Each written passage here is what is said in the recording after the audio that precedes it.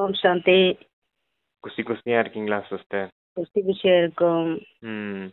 Okay, இன்னைக்கு ஒரு அவ்யத்தவாணி super Vani sister. சரி, இன்னைக்கு முரளி வாசிக்கலாம். பாட மகா வாக்கியங்களை கேட்போம். ம் 4/5/2025 ம் அவ்யக்த பாப்தாதா மதுபன். ம் ரிவைஸ்டு டேட் 20/2/2005. ம் ஓம் சாந்தி. உங்களின் இதயபூர்வமாக ம் எனது பாபா என கூறி மாஸ்டர் சகல அழியாத பொக்கிஷங்களாகுவதுடன் அதனால் ஒரு கவலையற்ற சக்கரவர்த்தி ஆகுங்கள். ம். என்னுடைய பாபா அப்படின்னு நீங்க இதயபூர்வமா சொல்றீங்க இல்லையா? அப்ப நீங்க சகல பொக்கிஷங்களாலும் நிரம்பியவராகிறீங்க, கவலையற்ற சக்கரவர்த்தியாவும் இருக்கீங்க அப்படின்னு சொல்லியிருக்காங்க. Okay sister. இன்று பாக்கியத்தை அருள்பவரான பாப்தாதா குழந்தைகள் எல்லோருடைய நெற்றின் மத்தியிலும் பாக்கிய ரேகைகளை பார்க்கிறார். பிரகாசிக்கும் தெய்வீக நட்சத்திரங்களின் ரேகைகள் ஒவ்வொரு குழந்தையின் நெற்றியிலும் புலப்படுகிறது. ம் பாபா ஒவ்வொருவரின் கண்களிலும் அன்பினதும் சக்தியினதும் ரேகைகளை பார்க்கிறார். ம் வாசிங்க ஃபுல்லா. உங்களின் உதடுகளில் மேன்மையான இனிமையான வார்த்தைகளின் ரேகையை பார்க்கிறார். ம் இனிய புன்னகையின் ரேகை உங்களின் உதடுகளில் பிரகாசிக்கிறது. உங்களின் இதயத்தின் ரேகையில் ம் இதயங்களுக்கு சௌகரியம் அளிப்பவரின் அன்பு கலந்திருப்பதை பாபா பார்க்கிறார். ம் பாபா உங்களின் கைகளில் சதா சகல பொக்கிஷங்களாலும் நிறைந்திருக்கும் ரேகைகளை பார்க்கிறார். உங்களின் பாதங்களில் ஒவ்வொரு அடியிலும் ம் பல மில்லியன்களை சம்பாதிக்கும் ரேகைகளை பாபா பார்க்கிறார். ம் கல்பம் முழுவதிலும் இல்லைங்களா பிரதர்?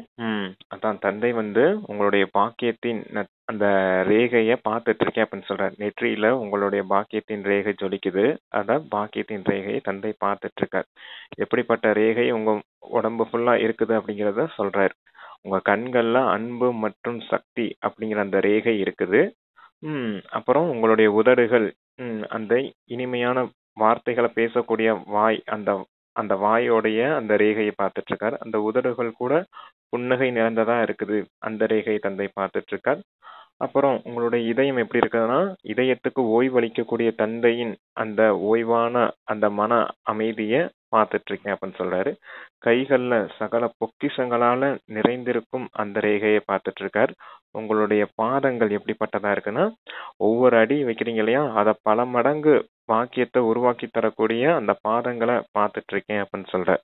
அப்படிப்பட்ட ரேகையெல்லாம் தந்தை உங்களை உங்களை பார்த்து ஆச்சரியப்பட்டுட்டு இருக்கேன் அப்படின்னு சொல்றார். ஓகே சார், நீங்க வாங்க. அப்பா சொல்றாங்க, இந்த சங்கம யுகத்தில் குழந்தைகளான நீங்கள் பெற்ற இத்தகைய மேன்மையான பாக்கியத்தை வேறு எவரும் பெறவில்லை. உங்களின் பாக்கியத்தை நீங்கள் இத்தகையதாக அனுபவம் செய்கிறீர்களா? பாபா கேக்குறாரு, இது போல் நீங்க அனுபவம் செய்றீங்களான்னு. இத்தகைய பாக்கியத்தின் ஆன்மீக போதையை நீங்கள் அனுபவம் செய்கிறீர்களா? உங்கள் நிதயத்தில் ஆகா எனது பாக்கியமே இந்த பாடல் தானாக ஒலிக்கிறதா? சங்கமயுகத்தின் இந்த பாக்கியம் அழியாத பாக்கியம் ஆகியுள்ளது. ஏனென்றால் நீங்கள் அழியாத தந்தையிடமிருந்து அழியாத பாக்கியத்தை பெற்றுள்ளீர்கள். எவ்வாறாயினும் நீங்கள் இதை இந்த சங்கமயுகத்தில் மட்டுமே பெறுகிறீர்கள். இந்த அதிகபட்ச மேன்மையான சங்கமயுகத்தில் மட்டுமே நீங்கள் சங்கமயுகத்தின் இந்த விசேஷமான பேச்சினை அனுபவம் செய்கிறீர்கள். எனவே இத்தகைய மேன்மையான பாக்கியத்தின் அனுபவம் சதா வெளிப்பட்ட நிலையில் இருக்கிறதா அப்படின்னு கேள்வி கேட்கிறார் அப்பா. ஆமா, இத்தனை பாக்கியம் சொன்னார் இல்லையா, இத்தனை ரேகையை நான் உங்க உடல்ல பார்த்துட்டு இருக்கேன் அப்படின்னு. அப்ப இந்த ரேகையெல்லாம் உங்களுக்குள்ள இருக்குதா அப்படிங்கிறத அனுபவம் செய்றீங்களா அப்படின்றத கேட்கிறார். எல்லாமே வெளிப்படையான ரூபத்துல எமர்ஜ் ரூபத்துல இருக்குதா, இல்ல உள்ளடங்கி அமிழ்ந்த நிலையில மெர்ஜாயி போய் கிடக்குதா அப்படின்னு சொல்றாரு. எல்லாம் வெளிப்படையான ரூபத்துல தெரியணும் அப்படின்னு சொல்லியிருக்காங்க. இப்படிப்பட்ட பாக்கியத்தின் ரேகையை கல்பத்திலேயே யாருக்குமே கிடைக்கல குழந்தைகள், உங்களுக்கு மட்டுமே கிடைச்சிருக்குது அப்படின்னு சொல்லியிருக்காங்க. ஓகே சிஸ்டர், சங்கமயத்துல மட்டுமே இப்படிப்பட்ட பாக்கியம் உங்களுக்கு கிடைச்சிருக்குது. எல்லாமே எமர்ஜ் ரூபத்துல இருக்கணும், வெளிப்படையான ரூபத்துல இருக்கணும் அப்படின்னு சொல்லியிருக்காங்க. சொல்றாங்க, சதா வெளிப்பட்ட நிலையில் இருக்கிறதா அப்படின்னு கேக்குறாரு. அல்லது அது சில வேளைகளில் அமிழ்ந்தும் சில வேளைகளில் வெளிப்பட்டும் இருக்கிறதா? அதற்காக நீங்கள் என்ன முயற்சியை செய்தீர்கள்? இத்தகைய மகத்தான பாக்கியத்திற்கான முயற்சி மிகவும் லகுவாக இருந்தது. எனது பாபா என கூறுவதன் மூலம் நீங்கள் பாபா இனங்கண்டு ஏற்றுக்கொண்டு அவரை உங்களுக்கு சொந்தமானவர் ஆக்கினீர்கள். பாபாவை என்னுடையவர் என ஏற்றுக்கொள்ளுதல் என்றால் சகல உரிமைகளும் உடையவராக ஆகுதல் என்று அர்த்தம். என்னுடைய பாபா அப்படின்னு சொல்லுங்க போதும், எல்லா பொக்கிஷங்களும் நிரம்பியவர்களா ஆயிடுவீங்க அப்படின்னு சொல்லியிருக்காரு. Okay sister. ஆகுதல் என்று அர்த்தம். உங்களுக்கு இத்தகைய பெரியதோர் உரிமை கிடைத்துள்ளது. இதை பற்றி சிந்தித்து பாருங்கள். நீங்கள் எதை பெற்றுள்ளீர்கள் என உங்களிடம் யாராவது கேட்டால், அதாவது நீங்க என்ன அங்க போயிட்டு உங்களுக்கு என்ன கிடைச்சிச்சு அப்படின்னு யாராவது கேட்டா, நீங்க என்ன சொல்கிறீர்கள்? நான் எதை அடைய விரும்பினானோ அதை அடைந்து விட்டேன் அப்படி சொல்லுங்கன்னு சொல்லி கொடுக்கிறார் நமக்கு. எந்தவித குறைவும் இல்லை. நீங்கள் உங்களை இத்தகைய பேற்றின் சொரூபமாக அனுபவம் செய்கிறீர்களா அல்லது இன்னமும் அதை அனுபவம் செய்யும் நடைமுறையில் தான் இருக்கிறீர்களா? உங்களுக்கு அனுபவம் ஆகுதா அப்படின்னு அப்ப கேக்குறாரு. ஆமா, எல்லாம் நடைமுறையில சொல்றீங்களா இல்ல இன்னும் உள்ளடங்கிதான் இருக்குதா அப்படின்னு கேக்குறாரு. எதை அடையணும்னு நினைச்சனோ அதை அடைஞ்சிட்டேன் அப்படிங்கிற அந்த பாடல், இந்த மகிமையின் பாடல் வெளிப்படையான ரூபத்துல தெரியணும் அப்படின்னு சொல்றாரு. யாராவது உங்ககிட்ட கேட்டா கூட, ஆமா நாங்க பரமாத்மா அடைஞ்சிட்டோம், இனி அடையிறதுக்கு என்ன இருக்கு இந்த உலகத்துல, உங்களுக்கும் தந்தை கொடுத்த ஞானத்தையும் தந்தையின் விஷயத்தையும் சொல்லித்தரோம் அப்படின்னு சொல்லுங்க அப்படின்னு சொல்லியிருக்காங்க. Okay sister. அப்பா சொல்றாங்க, இன்னமும் அதை அனுபவம் செய்யும் நடைமுறையில் தான் இருக்கிறீர்களா? எதிர்காலம் வேறு விஷயம். ஆனால் இந்த சங்கம யுகத்தில் மட்டுமே நீங்கள் பேறுகளின் சுரூபமாக இருப்பதை அனுபவம் செய்கிறீர்கள். நீங்கள் இதை சங்கம யுகத்தில் அனுபவம் செய்யாவிட்டால் எதிர்காலத்திலும் உங்களால் அதை அனுபவம் செய்ய முடியாது இருக்கும். ஏன் அப்படின்னு அப்பா கேள்வி கேட்கிறாங்க. சொல்றீங்களா? வாசிக்கவா? அதாவது பேர்களின் ரூபம் அப்படின்னா உங்களுடைய சொமான் எப்படி இருக்குது. இப்ப நீங்க சங்கமயத்துலதான் உங்களுக்கு சொமான் கிடைச்சிருக்குது. இங்க நீங்க அதை அனுபவம் செய்யும் போதுதான் எதிர்காலத்திலையும் கூட அதை அனுபவிக்கக்கூடியவர்களா இருப்பீங்க அப்படின்னு சொல்லியிருக்காரு. ஓகே சிஸ்டர், வாசிங்க. உங்களால் அதை அனுபவம் செய்ய முடியாது இருக்கும். சங்கமயத்தில் அனுபவம் செய்யலைன்னா எதிர்காலத்துல உங்களை அனுபவம் செய்ய முடியாது. ஏன் அப்படின்னு சொல்லி கேள்வி கேட்டுட்டு பாபா பதில் சொல்றாரு, எதிர்காலமே வெகுமதியாகும். ஆனால் இந்த வேளையில் நீங்கள் செய்யும் முயற்சிகள் என்ற மேன்மையான செயல்களாலேயே வெகுமதி உருவாக்கப்படுகிறது. நீங்கள் கடைசி கணத்தில் அனுபவ சொரூபம் ஆகுவீர்கள் என்பது அல்ல. இந்த அனுபவம் சங்கமயத்தில் நீண்ட காலத்தில் இருந்து பெறப்படுவது. இது கடைசி நேரத்துல அனுபவிக்கக்கூடிய விஷயம் கிடையாது. நீண்ட காலமா இந்த பயிற்சி உங்களுக்கு இருக்கணும் அப்படின்னு சொல்லியிருக்காங்க. நீண்ட கால சம்பன்ன நிலை, சம்பூர்ண நிலை வேணும் அப்படின்னு சொல்லுவாரு. நீண்ட கால சம்ஸ்காரம் வேணும்னு சொல்லுவாரு. அதனாலதான் இதையும் சொல்றாரு.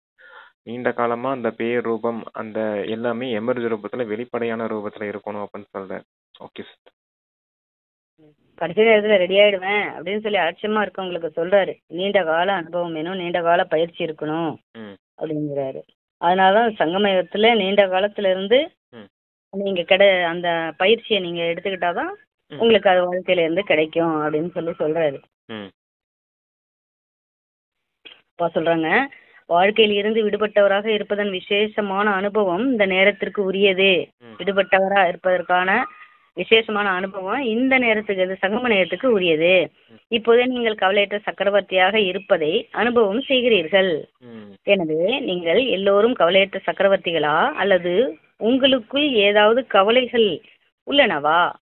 கவலையற்ற சக்கரவர்த்திகள் ஆகிவிட்டவர்கள் உங்களின் கைகளை உயர்த்துங்கள்.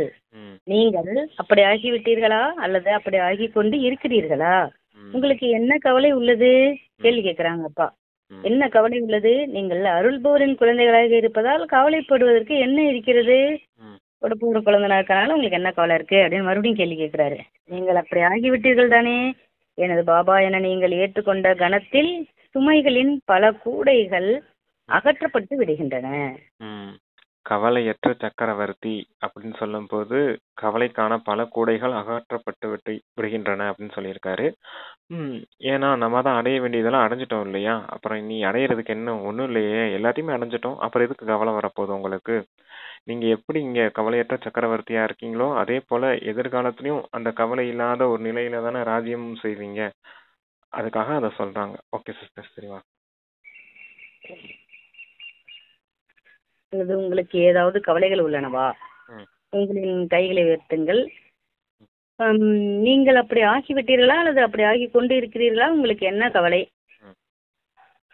எனது பாபா என நீங்கள் ஏற்றுக்கொண்ட கணத்தில் சுமைகளின் பல கூடைகள் அகற்றப்பட்டு விடுகின்றன. உங்களுக்கு ஏதாவது சுமைகள் உள்ளனவா? நீங்கள் பஞ்சபூதங்களின் விளையாட்டுகளையும் மாயையின் விளையாட்டுகளையும் பார்க்கிறீர்கள். எவ்வாறாயினும் நீங்கள் அந்த விளையாட்டுகளை கவலையற்ற சக்கரவர்த்திகளாகவும் பற்றற்ற பார்வையாளர்களாகவும் பார்க்கிறீர்கள். உலக மக்கள் என்ன நடக்குமோ என நினைத்து பயப்படுகிறார்கள். உங்களுக்கு அந்த பயம் இருக்கிறதா அப்படின்னு கேள்வி கேட்கிறாரு. உங்களுக்கு பயமா இருக்கிறதா? என்ன நடக்க இருக்கிறதோ அது எல்லாவற்றிலும் சிறந்ததாகவே இருக்கும் என்ற நம்பிக்கையும் அது நிச்சயிக்கப்பட்டது என்பதும் உங்களுக்கு இருக்கிறது. ஏன் அப்படின்னு கேக்குறாரு. உங்களுக்கு நம்பிக்கை இருக்கு, அது நிச்சயிக்கப்பட்டது அப்படிங்கிற நம்பிக்கை இருக்கு, அது ஏன் அப்படின்னு சொல்லி கேக்குறாரு. சொல்லுங்க பிரதர், வாசிக்கிட்டு வாசிங்க சிஸ்டர். நீங்க அப்படியே லைனா வாசிக்கிட்டே போங்க, நான் பின்னாடி ஆன்சர் சொல்லிட்டு வரேன். வாசிங்க. உங்களுக்கு இருக்குது இது இடையில அந்த பல வேர்டு வரதுனாலதான் உங்களுக்கு. நீங்கள் ஒவ்வொரு காட்சியையும் திரிகால தரிசிகளாக முக்காலங்களையும் அறிந்தவர்களாக பார்க்கிறீர்கள். இன்று என்ன நடக்கிறது என்றும் நாளை என்ன நடக்க போகிறது என்றும் நீங்கள் நன்றாக அறிவீர்கள். நீங்கள் ஞானம் நிறைந்தவர்கள் தானே அப்படின்னு கேள்வி கேட்கிறாரு. சங்கம யுகத்தின் பின்னர் என்ன வரப்போகிறது என்பது உங்கள் எல்லோரின் முன்னாலும் தெளிவாக இருக்கிறது அல்லவா? புதிய யுகம் வர உள்ளது. உலக மக்கள் உங்களை கேட்கிறார்கள், அது வருமா அவர்களுக்கு இந்த கல்வி? அது வருமா அவர்களுக்கு இந்த கேள்வி இருக்கிறது, நீங்கள் என்ன பதில் அளிப்பீர்கள்? அது கிட்டத்தட்ட இங்கேயே வந்து விட்டது, இதனாலேயே என்ன நடக்க போகிறது என நீங்கள் கேள்வி கேட்பது இல்லை. நீங்க திரிகால தரிசி தானே, அதாவது நத்திங் நியூ அப்படிங்கிற பாயிண்ட்டும் தெரிஞ்சிருக்கு தானே அப்படின்றத சொல்றாரு. இங்க எது நடந்தாலும் அது நன்மைக்கு தான் நடக்குது அப்படின்ற விஷயத்த நீங்க புரிஞ்சிருக்கீங்க, அதை உலக மக்கள் புரிஞ்சுக்கல. அதனாலதான் ஏன் என்ன நடக்குமோ ஏது நடக்குமோன்னு அவங்க கவலையில இருக்காங்க. நீங்க கவலையற்ற சக்கரவர்த்திகள், எல்லாமே நன்மைக்கு தான் நடக்குதுன்னு தெரிஞ்சிருக்கீங்க. அதுவும் டிராமா, நத்திங் நியூ, எதுவுமே புதுசு இல்லை, இது டிராமா ஃபிக்ஸ் ஆகிருக்குது. இங்கே இயற்கையின் சீற்றம் என்ன ஆகுமோ ஏதாகுமோன்ற கவலையும் உங்களுக்கு கிடையாது. எப்படி இந்த பழைய உலகம் விநாசமாய் புது உலகம் ஆரம்பிக்க போகுது, அதுவும் உலக நன்மைக்கான காரியம் தான் நடக்க போகுது அப்படிங்கிற விஷயம்லாம் தெரிஞ்சிருக்கீங்க அப்படின்றத சொல்லியிருக்காங்க. அதுக்காகத்தான் நீங்க கவலையற்றவர்களா இருக்கீங்களா அப்படின்னு கேட்டுட்டு இருந்தாரு. ஓகே, லாஸ்ட் அந்த இது மட்டும் சொல்லுங்க சிஸ்டர், அந்த லாஸ்ட் பாயிண்ட் மட்டும் சொல்லுங்க சிஸ்டர். அது வருமா, அதாவது புதிய யுகம் வரவுள்ளது, உலக மக்கள் உங்களை கேட்கிறார்கள், அது வருமா அவர்களுக்கு இந்த கேள்வி இருக்கிறது, நீங்கள் என்ன பதில் அளிப்பீர்கள்? அது கிட்டத்தட்ட இங்கேயே வந்து விட்டது, இதனால என்ன நடக்க போகிறது என கேள்வி கேட்பதில்லை. நீங்கள் கேள்வி கேட்பதில்லை. அழகான பொன்னுலகம் வர வேண்டும் என்பதை நீங்கள் அறிவீர்கள். இரவின் பின்னர் இது இப்போது சங்கம யுகத்தின் விடியல் காலம், இது அமிர்த வேலை. அமிர்த வேலையின் பின்னர் பகல் வர உள்ளது. இந்த நம்பிக்கை உடையவர்கள் கவலையில் இருந்து விடுபட்டு இருப்பார்கள். இரவு முடிஞ்சதுக்கு அப்புறம் என்ன வரும்? பகல் கண்டிப்பா வரும். ஆனா இந்த சங்கமுகம் எந்த நேரமா இருக்குது? அமிர்த வேலை நேரம், பிரம்ம முகூர்த்தம்னு சொல்றாங்க இல்லையா, அந்த நேரமா இருக்குது. இப்ப இதுவும் முடிஞ்சிருச்சு அப்படின்னா கண்டிப்பா புது உலகம் வந்துடும் இல்லையா? அதனாலதான் சொல்றாரு, நீங்க கவலையற்றவர்களா இருக்கீங்களா, எல்லா ரகசியங்களையும் தெரிஞ்சுக்கிட்டீங்க இல்லையா அப்படின்னு சொல்லியிருக்காங்க. ஓகே, ஒவ்வொரு நாளும் நம்ம பிரம்ம முகூர்த்தம் அந்த விடிய காலையில 4 to 6 அப்படின்னு சொல்ற மாதிரி இது சிருஷ்டிக்கு சங்கமயுகம் பிரம்ம முகூர்த்தம். எப்படி 4 to 6 முடிஞ்சானா அந்த விடியல் காலம் முடிஞ்சானா பகல் வருதோ, அதே போல பகல் அந்த சத்தியகம் வரப்போகுதுங்கிறது நமக்கு புரிய வைக்கிறாரு. சங்கமயுகங்கிறது சிருஷ்டிக்கு 5000 வருஷத்துக்கு பிரம்ம முகூர்த்தம், அந்த 100 வருஷம் இல்லைங்களா, அதை நமக்கு புரிய வைக்கிறாரு. அவர்களுக்கு எந்த விதமான கவலைகளும் இருக்காது, அவர்கள் கவலையற்றவர்களாக இருப்பார்கள். நீங்கள் உலகை படைப்பவரிடமிருந்து படைப்பை பற்றிய இந்த தெளிவான ஞானத்தை பெற்றுள்ளீர்கள். அன்பான ஒத்துழைக்கும் அல்லது தொடர்பில் உள்ள குழந்தைகளான நீங்கள் எல்லோரும் அன்பிலே கட்டுப்பட்டு உங்களின் சொந்த வீட்டை வந்தடைந்து இருப்பதை பாப்தாதா பார்க்கிறார். சொந்த வீட்டைனா அந்த மதுபன சொல்றான்னு நினைக்கிறேன். பாப்தாதா பார்க்கிறார். பாப்தாதா அன்பான குழந்தைகளை, ஒத்துழைக்கும் குழந்தைகளை, தொடர்பில் இருக்கும் குழந்தைகளான உங்கள் எல்லோரையும் உங்களின் உரிமைகளை பெறுவதற்காக உங்களின் வீட்டை வந்து அடைந்திருப்பதை பாராட்டுகிறார். பாராட்டுகள், பாராட்டுகள், பாராட்டுகள். குழந்தைகளான உங்களின் மீது பாப்தாதாவிற்கு அதிக அன்பு இருக்கிறதா, அல்லது குழந்தைகளான உங்களுக்கு பாப்தாதாவின் மீது அதிக அன்பு இருக்கிறதா? யாருக்கு அன்பு இருக்கு அப்படின்னு சொல்லி கேள்வி கேட்கிறாரு. யாருடைய அன்பு மகத்தானது அப்படின்னு அடுத்த கேள்வி கேட்கிறாரு. உங்களுடையதா அல்லது தந்தையினுடையதா? தந்தை கூறுகிறார், குழந்தைகளின் அன்பே மகத்தானது. பாருங்கள், குழந்தைகளான உங்களுக்கு அன்பு இருப்பதனாலேயும் நீங்கள் தொலைதூர இடங்களில் இருந்து இங்கே வந்துள்ளீர்கள். குழந்தைகள் எத்தனை நாடுகளில் இருந்து வந்துள்ளீர்கள்? 50 நாடுகள். நீங்கள் 50 நாடுகளில் இருந்து வந்துள்ளீர்கள். ஆனால் யார் மிக தொலைவில் இருந்து வந்தது? வந்திருப்பவர்கள் தொலைவில் இருந்து வந்தார்களா? நீங்களும் தொலைவில் இருந்துதான் வந்துள்ளீர்கள். ஆனால் பாப்தாதா பரந்தாமத்திலிருந்து வந்துள்ளார். அதனுடன் ஒப்பிடும்போது அமெரிக்கா எங்கே உள்ளது? அமெரிக்கா மிக தொலைவில் உள்ளதா அல்லது பரந்தாமம் மிக தொலைவில் உள்ளதா? பாப்தாதாவே வெகு தூரத்தில் இருக்கும் இடத்தில் வசிப்பவர் ஆவார். குழந்தைகளான நீங்கள் தந்தையை நினைக்கிறீர்கள், அவர் உங்களின் முன்னால் வந்து விடுகிறார். இப்போது குழந்தைகளான உங்களிடமிருந்து தந்தை எதை விரும்புகிறார்? இருங்க சிஸ்டர் சொல்லிடலாம். அதாவது அன்பு, ஒத்துழைப்பு, தொடர்புல இருக்கக்கூடிய குழந்தைங்க. இவங்க எல்லாரும் மதுபனுக்கு வந்திருக்காங்க. அன்பாவும் இருக்காங்க, ஒத்துழைப்பு கொடுக்கக்கூடியவர்களாகவும் இருக்காங்க, சம்பந்தம் தொடர்புல வரக்கூடிய குழந்தைகளாகவும் இருக்காங்க. எல்லாரும் தூர தேசத்துல இருந்து வந்திருக்காங்க. அமெரிக்கால இருந்து வந்திருக்காங்க, லண்டன்ல இருந்து வந்திருக்காங்க. அப்படின்றபோது குழந்தைகளாகிய உங்களுக்கு அன்பு இருக்க காரணத்தினால தந்தையை தேடி தந்தையின் வீட்டுக்கு வந்திருக்கீங்க, மதுபனுக்கு வந்திருக்கீங்க. அப்ப நீங்க தூர தேசத்துல இருந்து வந்திருக்கீங்களா, இல்ல பாப் தாதா தூரத்துல இருந்து வந்திருக்காரா அப்படின்னு சொல்றாரு. இந்த அமெரிக்கா, லண்டன் எல்லாமே இந்த சாக்கார உலகத்துல இருந்து தான் இருக்குது. அப்ப இங்க இருந்து வரக்கூடிய தூரம் கிடையாது, பாபா பரந்தாமத்துல இருந்து இங்க வந்திருக்கேன் அப்படின்னு சொல்றாரு. அப்ப யாரு தூர தேசத்துல இருந்து வந்திருக்கா, இருந்தாலும் அன்பு யாருக்கு அதிகமா இருக்குது அப்படின்னா குழந்தைகளுக்கு தான் அதிகமா இருக்குது அப்படின்னு சொல்றாரு. ஏன்னா பாபா வர்றதுக்கு 1 நிமிஷம் ஆகும், ஆனா அமெரிக்கால இருந்து இங்க வரணும்னா எவ்வளவு நேரம் ஆகும் அப்படிங்கிறதுக்காக பாபா அதை சொல்லியிருக்காங்க. இருந்தாலும் பாபா உங்களுக்காக தந்தை என்ன விரும்புறேன் அப்படிங்கறத சொல்ல வராரு. சரிங்க. தந்தை உங்களிடமிருந்து எதை விரும்புகிறார் என நீங்கள் கேட்கிறீர்கள். எனவே மிக மிக இனிமையிலும் இனிமையான குழந்தைகளான நீங்கள் ஒவ்வொருவரும் ஒரு சுயராஜ்ய அதிகாரி அரசராக வேண்டும் என்றே பாப்தாதா விரும்புகிறார். நீங்கள் எல்லோரும் அரசர்களா? உங்களுக்கு உங்கள் மீதே சுயராஜ்ய அதிகாரம் உள்ளதா? உங்களை சுயராஜ்ய அரசர்களாக கருதுபவர்கள் உங்களின் கைகளை உயர்த்துங்கள். பலர் தமது கைகளை உயர்த்தினார்கள். மிகவும் நல்லது. பாப்தாதா உங்களை பார்க்கும்போது குழந்தைகளான உங்களின் மீது அன்பாக உணர்கிறார். ஏனென்றால் நீங்கள் துன்பத்தில் இருந்தும் அமைதியின்மையில் இருந்தும் வெகு தூரமாக செல்வதற்கு 63 பிறவிகளாக மிக கடினமாக உழைத்து வருகிறீர்கள். அதனால் குழந்தைகளான நீங்கள் ஒவ்வொருவரும் ஒரு சுயராஜ்ய அதிகாரியாக, உங்களுக்கே அதிபதியாக, உங்களின் மனம், புத்தி, சமஸ்காரங்களுக்கு அதிபதியாக ஒரு அரசனாக வேண்டும் என தந்தை இப்போது விரும்புகிறார். தந்தை என்ன விரும்புறாருன்னு, நீங்க மொத்தமா ராஜாவாகணும், சுயராஜ்ய அதிகாரியா ஆகணும் அப்படின்னு விரும்புறாரு. ஆத்ம ராஜாவா இருக்குது, மனம், புத்தி, சம்ஸ்காரம் அதனுடைய மந்திரிகளா இருக்குது, கர்மேந்திரியங்கள் அவங்களுடைய பிரஜைகளா இருக்குது. அப்ப இந்த விஷயம் உங்களுக்குள்ள இருக்குதா அப்படின்றத செக் பண்ணிக்கோங்க. இததான் பாபா சொல்றாரு. இந்த மாதிரி குழந்தைங்களை தான் நானும் விரும்புறேன் அப்படின்னு சொல்றாரு. அதான் சுயராஜ்ய அதிகாரி, தேகி அபிமானி அப்படின்னு சொல்லுவார். இப்படிப்பட்டவங்களா இருக்கீங்களா அப்படின்னு கேட்டிருக்காரு. சரிங்க, ஓகே சார். சரி, வாசி. 63 பிறவியா நம்ம ரொம்ப கடினமா உழைச்சிருக்கோம் அவரை நினைச்சு.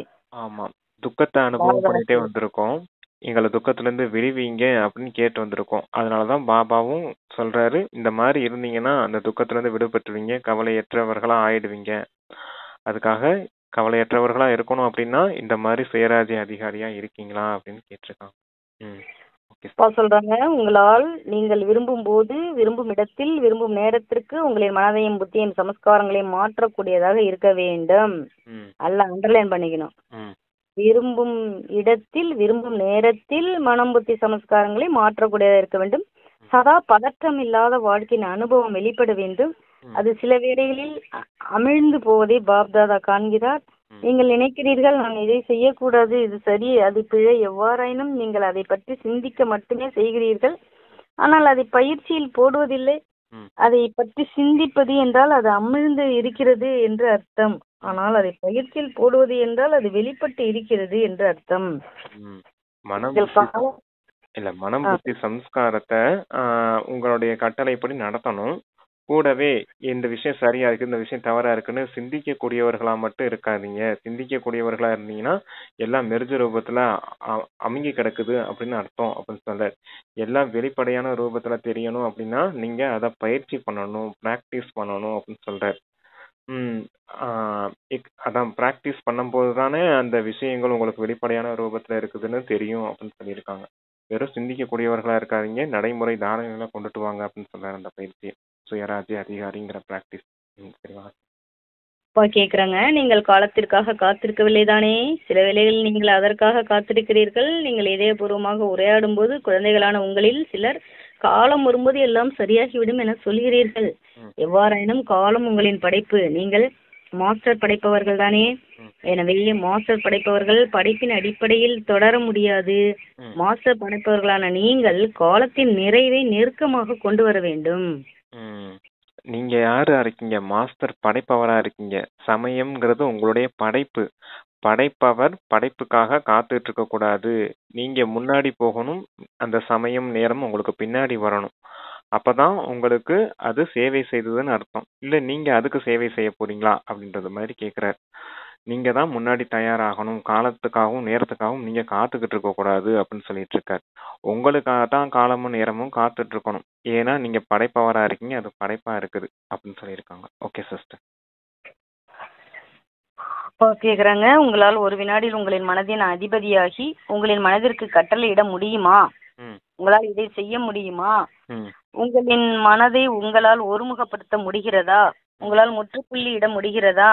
அல்லது நீங்கள் ஒரு முற்றுப்புள்ளி இட முயற்சி செய்யும் போது ம் அதற்கு பதிலாக அது ஒரு கேள்விக்குறியாகி விடுகிறதா? ம் என்ன, ஏன், எப்படி, இது என்ன, அது என்ன, வியப்புக்குறி ஏனும் இருக்கக்கூடாது. ம் அது முற்றுப்புள்ளியாக இருக்க வேண்டும். ஒரு வினாடியில் ஒரு புள்ளி ஒரு புள்ளியாகுங்கள். வேற எந்த கடின உழைப்பும் இல்லை. புள்ளி என்ற ஒரு வார்த்தையை பயிற்சி செய்யுங்கள். நீங்கள் ஒவ்வொருவரும் புள்ளியின் சொரூபமாக வேண்டும். வீணானவை எல்லாவற்றுக்கும் ஒரு புள்ளி, முற்றுப்புள்ளி வையுங்கள். நீங்கள் செவிமடுக்கும் மேன்மையான வாசகங்களின் கருத்துக்களை கடையுங்கள். ம் வேறு எந்த கஷ்டமும் இல்லை. புள்ளியானவரை நினையுங்கள். ஒரு புள்ளி வைத்து ஒரு புள்ளியாகுங்கள். நாள் முழுவதும் நீங்கள் எவ்வளவு மும்முரமாக இருந்தாலும் அவ்வப்போது இதை முயற்சி செய்து பயிற்சி செய்யுங்கள். ம். மனதை ஒருநிலைப்படுத்த முடியுமா அப்படின்னு கேட்டிருக்காரு. ஒரு நொடியில வினாடியில மனதை ஒருநிலைப்படுத்த முடியுமா? ஒரு நொடியில முற்றுப்புள்ளி வைக்க முடியுமா அப்படின்னு கேட்டிருக்காரு. மனதை ஒருநிலைப்படுத்தணும் அப்படின்னா ஆத்மா பரமாத்மா தந்தையை நினைவு செய்யும் போது மனம் புத்தி ஒருமுகப்பற்றும். முற்றுப்புள்ளி வைக்க முடியுமா அப்படின்னா டிராமா பாயிண்ட் வீணான விஷயங்களுக்கு முற்றுப்புள்ளி வைக்கணும்னா டிராமா பாயிண்ட் வைக்கும்போது அது முற்றுப்புள்ளி விழுந்துரும். எப்பவுமே இந்த முற்றுப்புள்ளியில தான் உங்களுக்கு கவனம் இருக்கணும். புள்ளியின் மீது தான் கவனம் இருக்கணும்னு சொல்றாரு. ஒண்ணு நீங்க ஆத்மாவாகணும், இல்ல பரமாத்மா தந்தையை நினைவு செய்யணும். ஆத்மாவும் புள்ளி, பரமாத்மா தந்தையும் புள்ளி. டிராமால எது நடந்தாலும் அதுக்கும் முற்றுப்புள்ளி. இந்த புள்ளியின் மீது தான் கவனம் இருக்கணும். இல்லாட்டினா கேள்விக்குறி வச்சிடுறீங்களா அப்படின்னு கேக்குறாரு. கேள்விக்குறி அப்படின்னா ஏன், என்ன, எப்படி, இப்படியா, அப்படியா அப்படிங்கிற இந்த கேள்விக்குறி வச்சிருங்க. இல்லைன்னா ஆச்சரியக்குறி வைக்கிறீங்க. ஆச்சரியக்குறினா என்ன என்ன நடக்குமோ தெரியலையே, ஏது நடக்குமோ தெரியலையே, என்ன ஆக போதோ ஏதாக போதோ அப்படின்னும் போது அந்த ஆச்சரியக்குறியும் சில சமயத்துல வந்துடுது. இந்த ஆச்சரியக்குறி இந்த கேள்விக்குறி எல்லாம் முடிச்சுட்டு முற்றுப்புள்ளி வைங்க. எல்லாத்துலயுமே புள்ளியில தான் கவனம் இருக்கணும் அப்படின்னு சொல்றாரு. புள்ளி வச்சுக்கிட்டே போனீங்கன்னா உங்களுடைய பாக்கியமும் அதிகரிச்சுக்கிட்டே போகும் அப்படின்னு சொல்றாரு. ஒண்ணுக்கு பின்னாடி ஒரு புள்ளி வச்சா 10 ஆகும். 10க்கு பின்னாடி ஒரு புள்ளி வச்சா 100 ஆகுது. 100க்கு பின்னாடி இன்னொரு புள்ளி வச்சா 1000 ஆகுது இல்லையா? அது போல உங்களுடைய சேமிப்பு கணக்கும் அதிகமாகும் அப்படின்னு சொல்றாரு. இறுதி நேரத்துல அந்த கடைசி வினாடி நேரத்துல கூட இந்த புள்ளி பட்டியல் இருக்குது இல்லையா? நீங்க எந்த அளவுக்கு சேமிப்பு வச்சிருக்கீங்களோ அந்த அளவுக்கு தான் உங்களுக்கு பதவியும் கிடைக்கும். அப்படிங்கும் போது இந்த புள்ளியின் மீது அதிகமான கவனம் கொடுக்கணும் அப்படின்னு சொல்லியிருக்காரு. கூடவே இந்த ஞானத்தின் பாயிண்ட்ஸ் இருக்குது இல்லையா? ஞானத்தின் பாயிண்ட்ஸை கூட அப்பா புள்ளின்னு சொல்றாரு. அதை சிந்தனை செய்து கடையக்கூடியவர்களாகவும் இருக்கணும் அப்படின்னு சொல்லியிருக்காங்க. புள்ளியின் மீது தான் கவனம் இருக்கணும். பாயிண்ட் அது மேலதான் கவனம் இருக்கணும் அப்படின்னு சொல்லியிருக்காங்க. பாயிண்ட் அதிகரிச்சிச்சு அப்படின்னா யாருக்கு அதிகமான பாயிண்ட்ஸ் வச்சிருக்கீங்களோ அவங்களுக்கு ராஜ்ய பாக்கியத்துல உயர்ந்த பதவி கிடைக்கும் அப்படின்னு சொல்லியிருக்காங்க. சரிங்க சிஸ்டர் வாசி. உங்களால் ஒரு வினாடியில் ஒரு புள்ளியாக முடியுமா? ஒரு வினாடியில் உங்களால் புள்ளியை பிரயோகிக்க முடியுமா? நீங்கள் மீண்டும் மீண்டும் அதை பயிற்சி செய்யும் போது மட்டுமே உங்களால் முழுமையான மதிப்பெண்களை முழுமையான புள்ளிகளை வரவிருக்கும் இறுதி கணங்களில் பெற்று திறமை சித்தி எய்த முடியும். இது ஓர் இறைக்கல்வி, இது ஓர் இறை பராமரிப்பு. இதுவோ இறைக்கல்வி, இதுவே இறை பராமரிப்பு அப்படின்னு சொல்லியிருக்காங்க. கடவுள் கொடுக்கக்கூடிய கல்வி எப்படி இருக்குதுன்னு பாருங்க. புள்ளி வைக்கக்கூடிய கல்வி. ஆத்மாவும் புள்ளி, பரமாத்மாவும் புள்ளி, டிராமாவுக்கு முற்றுப்புள்ளி, அப்பா கொடுக்கக்கூடிய ஞான பாயிண்ட்ஸ் எல்லாமே அதுவும் புள்ளி. ஓகே சிஸ்டர், 4 இது சொல்லியிருக்காரு. சரி வாசி. யாரெல்லாம் வந்திருக்கிறீர்களோ முதல் தடவை வந்திருப்பவர்களும் முதல் தடவை சந்திப்பை கொண்டாட வந்திருப்பவர்கள் உங்களின் கைகளை உயர்த்துங்கள். பலர் வந்திருக்கிறார்கள். வரவேற்புகள். நீங்கள் முதல் தடவை வந்திருப்பதை போல் முதல் இலக்கத்தையும் கூறுங்கள். உங்களுக்கு இன்னமும் ஒரு வாய்ப்பு உள்ளது. நீங்கள் இப்போது முதல் தடவை வந்துள்ளீர்கள். பலர் உங்களுக்கு முன்னால் இருக்கிறார்கள் என நீங்கள் நினைக்க கூடும். ஆனால் கடைசியாக வந்திருப்பவர்களும் வேகமாக செல்ல முடியும். வேகமாக செல்பவர்களால் முதலில் வர முடியும் என்ற வாய்ப்பை வேகமாக செல்பவர்களால் வேகமாக செல்பவர்களால் முதலில் வர முடியும் என்ற வாய்ப்பை இந்த நாடகம் வைத்துள்ளது. உங்களுக்கு ஒரு வாய்ப்பு கிடைத்துள்ளது. இந்த வாய்ப்பை எடுத்துக்கொள்பவர்களை சான்சலர்கள், வேந்தர்கள் என பாப்தாதா அழைக்கிறார். அதனால் இருங்க இருங்க இருங்க அந்த பாயிண்ட் நல்லா நோட் பண்ணிக்கோங்க. என்னன்னா, யாரு லேட்டா வந்திருக்கோம் நினைக்காதீங்க. நாங்க லாஸ்டா வந்திருக்கோம், எங்களால முயற்சி செய்ய முடியுமா என்ன அப்படின்னு யோசிக்காதீங்க. லாஸ்டா வந்தாலும் ஃபாஸ்டா முயற்சி பண்ணீங்கன்னா ஃபர்ஸ்ட்ல போறதுக்கான வாய்ப்பு இந்த டிராமால இருக்குது அப்படின்னு சொல்லியிருக்காரு. டிராமா உங்களுக்கு வாய்ப்பு கொடுக்குது. இந்த வாய்ப்பை பயன்படுத்திக்க கூடியவங்க, வாய்ப்புங்கிறது சான்ஸ், இந்த சான்ஸை பயன்படுத்திக்கிறவங்க சான்சலர் ஆக முடியும் அப்படின்னு சொல்லியிருக்காரு. சான்சலர் அப்படின்னா வேந்தர் அப்படின்னு அர்த்தம். இந்த சான்சலருங்கிற வேர்டு இந்த பிரான்ஸ்ல இந்த யூரோப் ஹிஸ்டரி படிக்கும்போது அவங்களெல்லாம் ராஜாக்கள்னு சொல்ல மாட்டாங்க, சான்சலர் அப்படின்னு தான் சொல்லுவாங்க. அதனாலதான் பாபா சொல்றாரு, யாரு இந்த சான்ஸ் எடுத்துக்கிறாங்களோ அவங்க சான்சலர் ஆவாங்க அப்படின்னு. இந்த வேர்டை நல்லா ஞாபகம் வச்சுக்கோங்க. இது வரதானத்துலயும் வரும். இங்க டிராமா வாய்ப்பு கொடுக்குது, இந்த சான்ஸ் எடுத்துக்கிறவங்க சான்சலர் ஆவாங்க அப்படின்னு சொல்லியிருக்காரு. சரி வாசம் சொல்றாங்க. நீங்கள் சான்சலராக விரும்புகிறீர்களா? உங்களுக்கு விருப்பமா? நீங்கள் சான்சலர் ஆகுவீர்கள் என நினைப்பவர்கள் உங்களின் கைகளை உயர்த்துங்கள். நீங்கள் சான்சலர் ஆகுவீர்களா? ஆஹா, பாராட்டுக்கள். இங்கே வந்திருக்கும் எல்லோரும் தமது கைகளை உயர்த்துவதை பாப்தாதா பார்க்கிறார். பெரும்பாலானோர் தமது கைகளை உயர்த்துகிறார்கள். பாராட்டுக்கள். இங்கே வந்துள்ள இனிமேலும் இனிமையான அன்பான குழந்தைகள் எல்லோரையும் குறிப்பாக பாப்தாதா நினைவு செய்கிறார். பாபா ஏன் உங்களை நினைவு செய்தார்? இன்று இந்த நாட்டிலும் வெளிநாடுகளிலும் இருந்து பல விஐபிக்கள் சந்திப்பிற்காக வந்துள்ளார்கள்.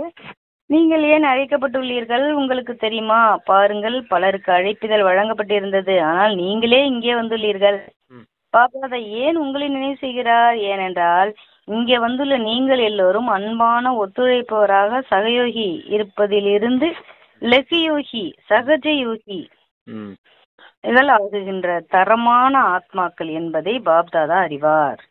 எல்லாருக்கும் இன்விடேஷன் கிடைச்சிருக்குது, எல்லாரும் வந்திருக்கீங்க. அப்ப எல்லாரும் சகயோகிகளா இருக்கீங்க, எல்லாரும் தந்தைக்கு ஒத்துழைப்பு கொடுக்கக்கூடியவர்களா இருக்கீங்க, சேவைக்கு ஒத்துழைப்பு கொடுக்கக்கூடியவர்களா இருக்கீங்க அப்படின்னு சொல்றாரு. யாரு சகயோகியா இருக்கீங்களோ அவங்க சகஜ யோகியா ஆயிடுவாங்க அப்படின்னு சொல்றாரு. அதான் இலகு யோகி அப்படின்னு சொல்லியிருக்காரு. இலகு யோகினா சகஜ யோகி, சகயோகி சகஜ யோகி, அத மென்ஷன் பண்ணி சொல்றாரு. சரி வாசி.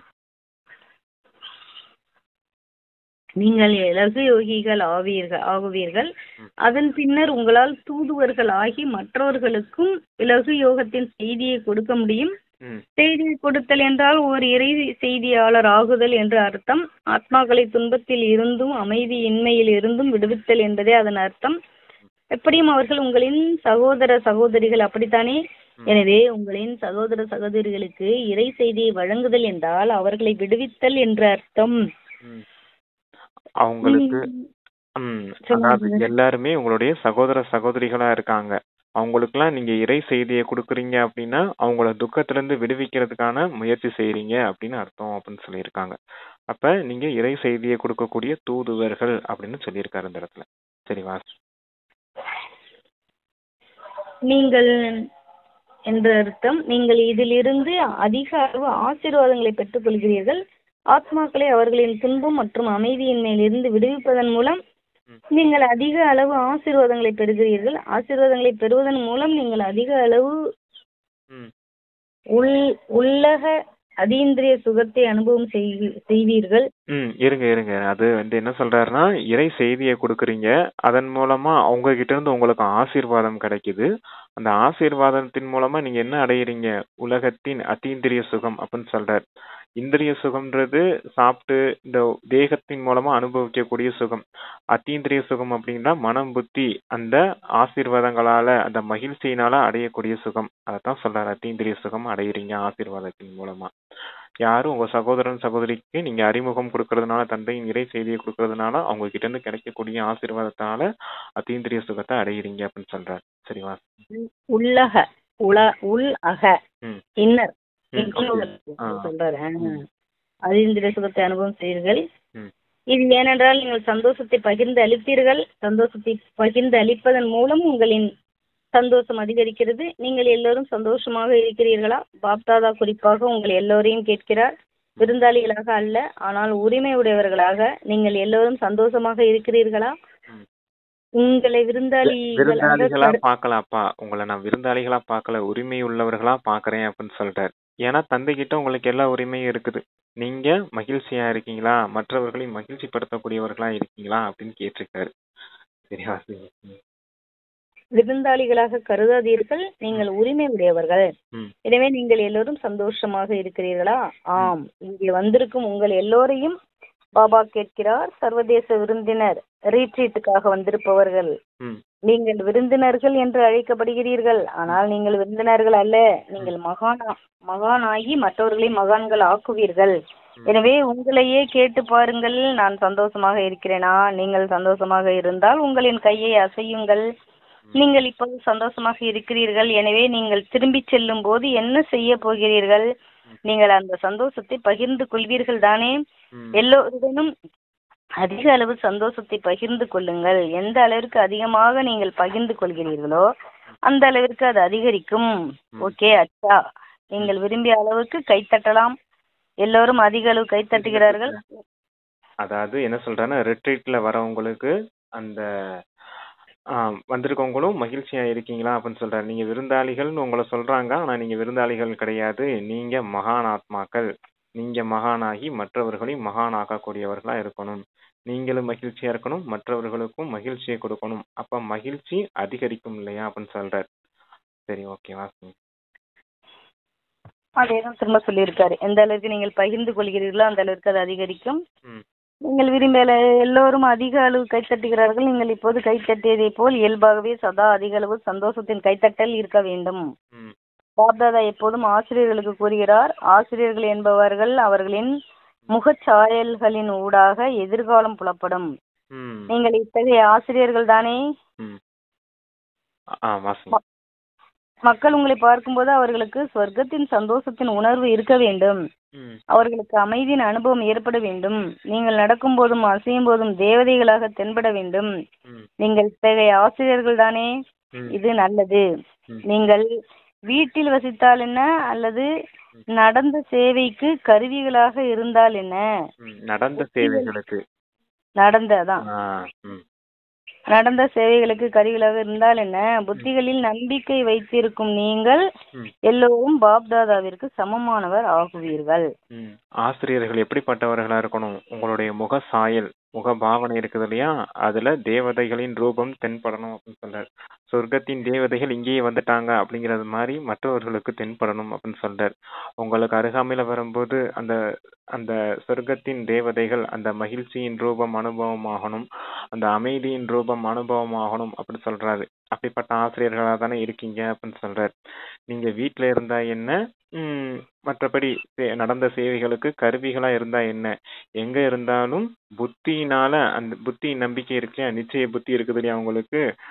அப்ப நிச்சய புத்தி கொண்ட எல்லாருமே தந்தைக்கு சமமானவர்கள் தான் அப்படின்னு சொல்லியிருக்காரு. பாப்தாதாவுக்கு சமமானவர்கள். இப்படிப்பட்ட ஆசிரியர்களா நீங்க இருக்கணும் அப்படின்னு சொல்றாரு. இப்ப நாளைக்கு தேவதையாக போறீங்கன்றது கிடையாது, இன்னைக்கே அந்த தேவதா ரூபத்தை உங்களுக்குள்ள கொண்டுட்டு வரக்கூடியவங்களா இருக்கீங்க. மக்கள் உங்களை அந்த ரூபத்துல தான் பார்க்கணும், அந்த அளவுக்கு உங்களுடைய முகசாயல் இருக்கணும் அப்படின்னு சொல்லியிருக்காங்க. அப்படிப்பட்ட ஆசிரியர்களா இருக்கீங்களா அப்படின்னு பார்த்துக்கோங்க அப்படின்னு இருக்காரு. சரியா?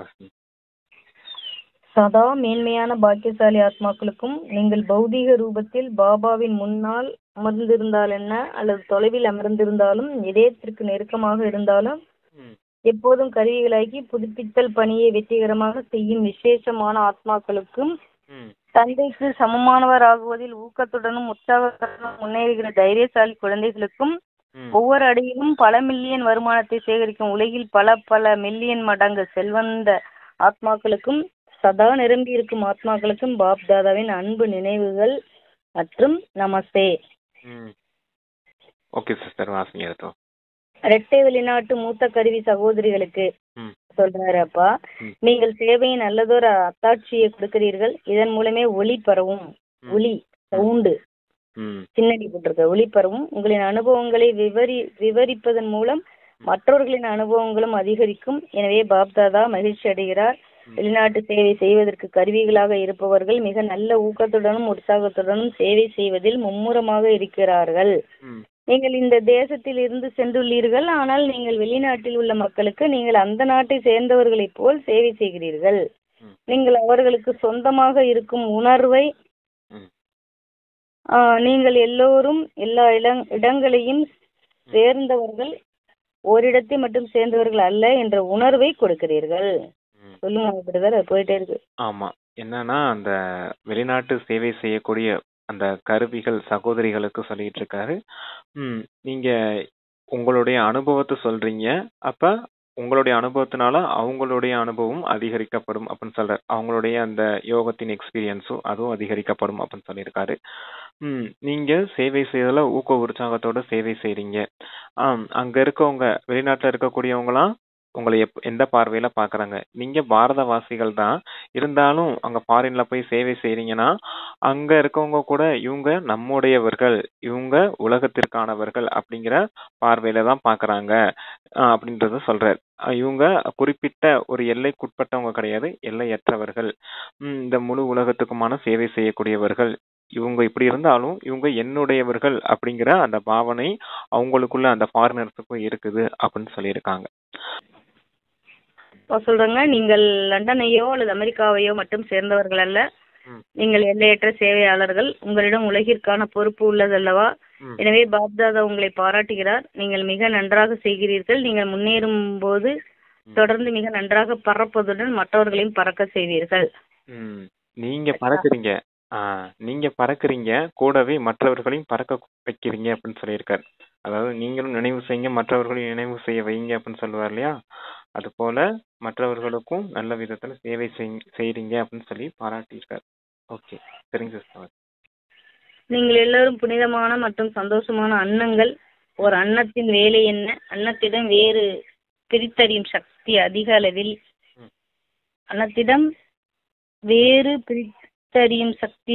அளவில் உள்ளது. அதனால் நீங்களும் வீணானவை அனைத்தையும் முடிக்கின்ற புனிதமான மற்றும் சந்தோஷமான அன்னங்கள். அத்துடன் சக்திசாலிகள் ஆகுவதன் மூலம் நீங்கள் மற்றவர்களையும் சக்தி வாய்ந்தவர்கள் ஆக்குகிறீர்கள். நீங்கள் எல்லோரும் என்றும் சந்தோஷமாக இருக்கிறீர்களா? என்றும் சந்தோஷமா? இப்போது ஒருபோதும் துன்பம் வர அனுமதிக்காதீர்கள். நீங்கள் துன்பத்திற்கு விவாகரத்து வழங்கிவிட்டீர்கள். அப்போது மட்டுமே உங்களால் மற்றவர்களின் துன்பத்தை தீர்க்க முடியும். எனவே நீங்கள் சந்தோஷமாக இருப்பதுடன் மற்றவர்களுக்கும் சந்தோஷத்தை வழங்க வேண்டும். நீங்கள் இந்த வேலையை செய்வீர்கள் தானே? இங்கே நீங்கள் பெற்ற சந்தோஷத்தை உங்களுக்குள் பாதுகாப்பாக வைத்திருங்கள். ஏதாவது நடக்கும்போது, பாபா, இனிய பாபா, இந்த துன்பத்தை எடுத்துக்கொள்ளுங்கள் என கூறுங்கள். அதை உங்களுடன் வைத்திருக்காதீர்கள். தீய விஷயங்களை நீங்கள் உங்களுடன் வைத்திருப்பீர்களா? துன்பம் என்பது தீங்கான ஒன்றுதானே. எனவே அந்த துன்பத்தை நீக்கி சந்தோஷமாக இருங்கள். எனவே இதுவே சந்தோஷ குழு, சந்தோஷத்தை வழங்குகின்ற குழு. நீங்க புனிதமான அன்னப்பறவைகள். அன்னப்பறவையின் காரியம் என்ன? பகுத்தறியும் சக்தி கொண்டது. பாலையும் தண்ணீரையும் பிரிக்கக்கூடியது, முத்துக்களையும் கற்களையும் தனித்தனியா பிரிக்கக்கூடியது. அதே போல வீணானவற்றை பிரிக்கக்கூடியவர்களாக இருக்கீங்க. வீணானவைகள் எல்லாத்தையும் பிரிச்சு ஒதுக்கிட்டு சக்திசாலியான விஷயத்த தாரணை செய்யக்கூடியவர்களா இருக்கீங்க அப்படின்னு சொல்றாரு. நீங்க துக்கத்துக்கெல்லாம் விவாகரத்து கொடுத்துடணும் அப்படின்னு சொல்லியிருக்காரு. துக்கம் என்பது தீய விஷயம் தானே அப்படின்னு சொல்லியிருக்காரு. தீய விஷயத்தெல்லாம் தந்தை கிட்ட கொடுத்துருங்க. என்னுடைய பாபா, இனிமையான பாபா அப்படின்னு சொல்லி இந்த துக்கத்தை எடுத்துக்கோங்கன்னு சொல்லி அந்த துக்கத்தையும் கொடுத்துருங்க அப்படின்னு சொல்றாரு. நீங்க எப்பவும் சந்தோஷமா இருக்கணும் அப்படின்னு சொல்லியிருக்காரு. நீங்களும் சந்தோஷமா இருக்கணும், மற்றவர்களையும் சந்தோஷப்படுத்தக்கூடியவர்களா இருக்கணும். துக்கத்துக்கு விவாகரத்து கொடுத்துடணும். வீணானவைகள மொத்தமா ஒதுக்கிடணும். வீணானவைகள் எல்லாம் முடிச்சணும். சக்திசாலியான விஷயத்த மட்டும் தாரணை செய்யக்கூடியவர்களா இருக்கணும். இங்க இருந்து போறீங்க அப்படின்னா இந்த சந்தோஷத்தெல்லாம் எடுத்துக்கிட்டு போறீங்க. அது எப்பவுமே உங்களுக்குள்ள தக்க வச்சுக்கோங்க அப்படின்னு சொல்லியிருக்காங்க. Okay sister. செய்யும் போதும் நடக்கும் போதும் தொடர்ந்து சந்தோஷத்தை வழங்குங்கள். நீங்கள் ஆசீர்வாதங்கள் பலவற்றை பெறுவீர்கள். ஆகவே இந்த குழுவினர் ஆசீர்வாதங்களை பெறுவதற்கு தகுதி வாய்ந்தவர்கள். ஒரு விருந்தாளி கண்ணீர் சிந்தினார். நீங்கள் சந்தோஷமாக இருக்கிறீர்கள் தானே? இப்போது புன்னகை செய்யுங்கள். தொடர்ந்து புன்னகை செய்யுங்கள். சந்தோஷமாக நடனம் ஆடுங்கள். ஒரு விருந்தாளி கண்ணீர் சிந்திருக்காரு போல, அதாவது அன்பு கண்ணீர் வந்திருக்கிறது போல. நீங்க சந்தோஷமா தானே இருக்கீங்க அப்படின்னு கேட்டிருக்காரு. புன்னகை செய்யுங்க, அப்புறம் சந்தோஷத்துல நடனம் ஆடிக்கிட்டே இருங்க அப்படின்னு சொல்லியிருக்காங்க. Okay sir. பிளஸிங்ஸ் அப்பா வரதானம் கொடுக்குறாங்க. நீங்கள் நினைவிற்கும் சேவைக்கும் இடையில் சமநிலையை கொண்டிருப்பதன் மூலம் ராஜ்ய உரிமை உடையவராகி பறக்கும் சித்தியை அனுபவம் செய்வீர்களாக. நினைவு சேவை டபுள் லாக். ஆமா. உங்களிடம் நினைவை கொண்டிருப்பதற்கும் சேவை செய்வதற்கும் இடையில் சமநிலை காணப்படும் போது நீங்கள் தொடர்ந்து ஒவ்வொரு அட்டிலும் பறக்கும் ஸ்திதியை அனுபவம் செய்வீர்கள். நீங்கள் ஒவ்வொரு எண்ணத்திலும் சேவை செய்யும் போது நீங்கள் வீணானவை எல்லாவற்றில் இருந்து விடுபடுவீர்கள்.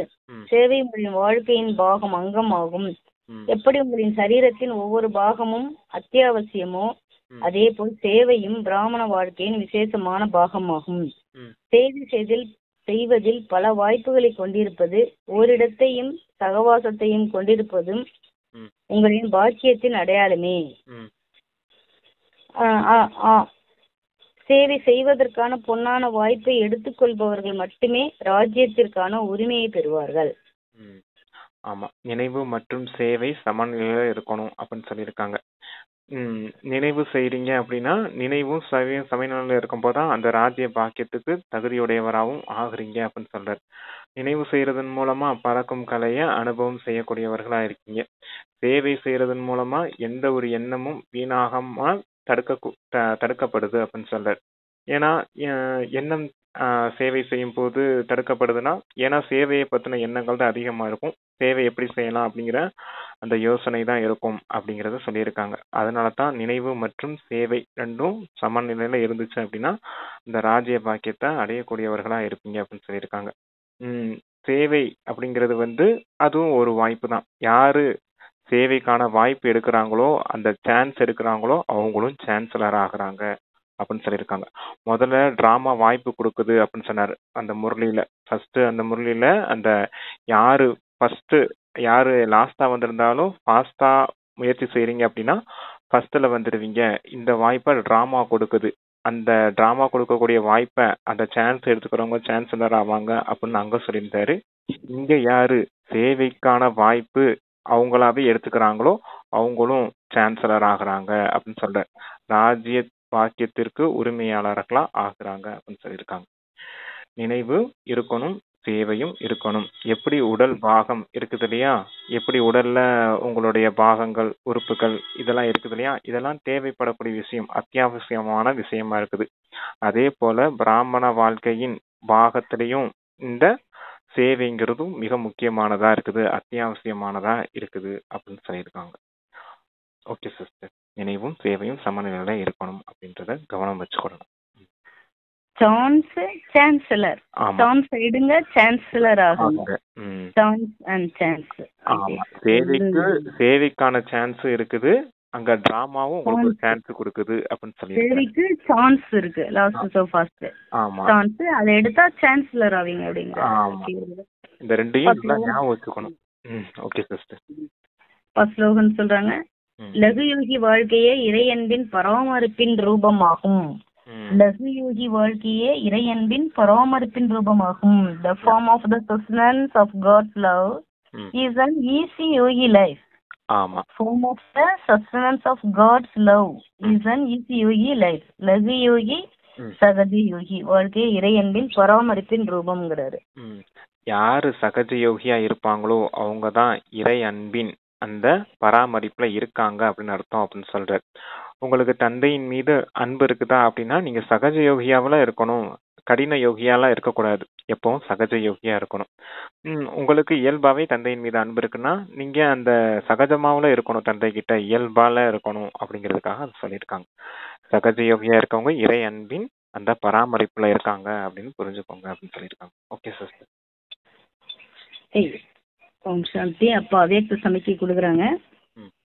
ஆன்மீக ராஜரீகம் மற்றும் தூய்மையின் ஆளுமையை கடைபிடியுங்கள். ஆன்மீக ராஜரீகம் ராயல்டி, அது ஆன்மீக royalty, purity, royalty and personality பத்தி இந்த மாசம் பூரா சொல்றாங்க அப்பா. தூய்மையே பிராமணர்களான உங்களின் மகத்தான அலங்காரமாகும். சம்பூர்ணமான தூய்மை என்பது மகத்தான சொத்து, ராஜரீகம் மற்றும் உங்களின் வாழ்க்கையின் ஆளுமையாகும்.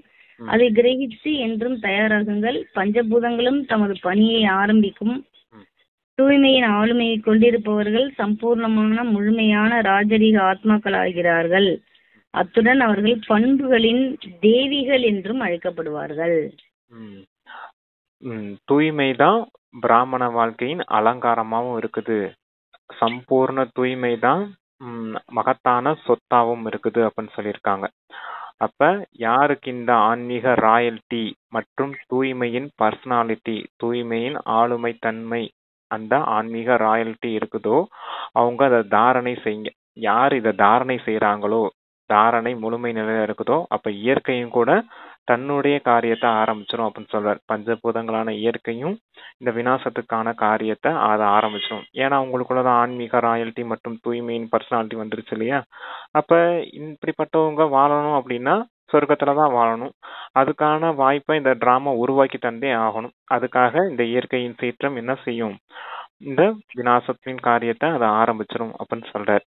யார் இந்த ஆன்மீக ராயல்ட்டியோடையும் தூய்மையின் பர்சனாலிட்டியோடையும் இருக்காங்களோ அவங்கள பண்பின் தேவிகள் அப்படின்னு கூட அழைக்கலாம் அப்படின்னு சொல்லியிருக்காங்க. Okay sister. ஒவ்வொரு நாளும் முரளி மூலமா நமக்கு சமிக்கை கொடுத்துக்கிட்டே இருக்காங்க அப்பா. பாபாவுக்கு நன்றி. வாய்ப்பை ஏற்படுத்தி கொடுத்த சரவணாபாய்ஜிக்கு நன்றி. Thanks brother. ஓம் சாந்தி. Thank you sister. ஓம் சாந்தி. தேங்க்யூ பாப்பா.